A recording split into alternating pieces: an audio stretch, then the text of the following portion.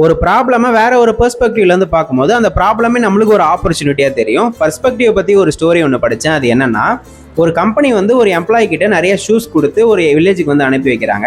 அங்கே போய் அந்த ஷூலாம் வந்து சேல் பண்ணிட்டு வரணும். அந்த ஒரு எம்ப்ளாயி பார்த்தீங்கன்னா ஈவினிங்காக ரிட்டர்ன் வராரு. அப்படி ரிட்டர்ன் வரும்போது எடுத்துகிட்டு போன எல்லா ஷூஸுமே எடுத்துகிட்டு வராரு.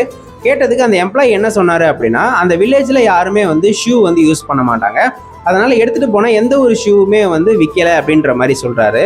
தென் அடுத்த நாள் அதே கம்பெனி வேற ஒரு எம்ப்ளாயி கிட்ட ஷூஸ் கொடுத்து அதே வில்லேஜுக்கு வந்து அனுப்பி வைக்கிறாங்க. அப்போ அந்த எம்ப்ளாயி பார்த்தீங்கன்னா சீக்கிரமாகவே வந்து ரிட்டர்ன் வந்துட்டாரு. அப்படி ரிட்டர்ன் வரும்போது அவர் எடுத்துகிட்டு போன எல்லா ஷூவுமே வந்து சேல் பண்ணிட்டு வந்துட்டாரு. அப்போ அந்த எம்ப்ளாயி கிட்ட நீங்கள் எப்படி எல்லா ஷூவையும் சேல் பண்ணீங்க அப்படின்னு சொல்லிட்டு கேட்கும்போது, நான் அந்த வில்லேஜில் என்ன பார்த்தேன் அப்படின்னா, அவங்களுக்கு வந்து ஷூ எப்படி யூஸ் பண்ணுறதுன்னு தெரில, அதனால தான் வந்து அவங்க வாங்கவே இல்லை. நான் வந்து அவங்கக்கிட்ட இந்த ஷூ யூஸ் பண்ணுறதுனால அவங்களுக்கு என்ன பெனிஃபிட் அப்படின்னு சொல்லிட்டு நான் எக்ஸ்பிளைன் பண்ணேன். அவங்க இந்த ஷூ எல்லாத்தையுமே வந்து வாங்கிட்டாங்க. அதனால தான் என்னால் எல்லா ஷூவையும் வந்து சேல் பண்ண முடிஞ்சுச்சு அப்படின்னு சொல்லிட்டு சொல்கிறாரு.